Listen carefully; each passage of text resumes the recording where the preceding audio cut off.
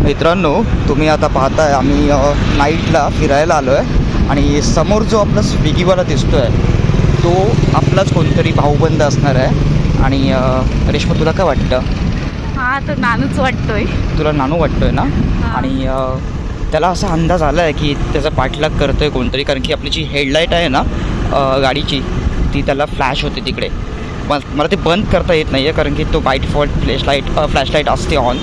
तर काय करूया आता? नानूला आपण आपलं जाऊन तिथे सरप्राईज देऊया की काय करायचं? हो, देऊया का? Okay, then here we are going. नाही, थोडं थांबूया थोडं. आपण त्याचा असंच पाठलाग करूया. त्याला पाठी वळून बघू दे की कसं वाटतंय बोलायच्या ऐवजी आपण त्याला बघू दे, किंवा आपण बघूया तो काय विचार. आपण बघूया त्याचं एक्सप्रेशन आपण हां हे राईट आहे, त्याचं एक्सप्रेशन आपण कॅच करूया.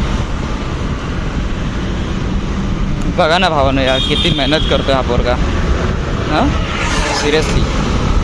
आणि मला असंच काहीतरी शूटिंग करायचं होतं, पण हा स्विगीवाला मित्र भेटला आपल्याला आता शूटिंग करायला.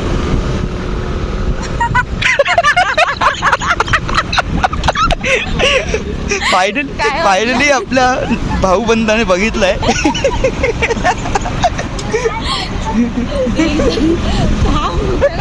काय वाटलं? हां, ते वाटलं मला. हा काय? त्या स्पीडला ते वाटलं मला. आणि मग तू आम्हाला ओळखलंस कसं आता? आम्हाला ओळखलंस कसं? लाईटवरून ओळखलंस? अच्छा. नाही, मी आपल्या भाऊबंधांना बोललो होतो की हा कदाचित त्या लाईटचा फ्लॅश होतोय ना, त्याच्यामुळे तो बोलणार आहे आपल्याला.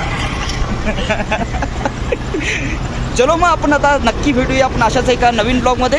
तोपर्यंत tata, bye bye, good night.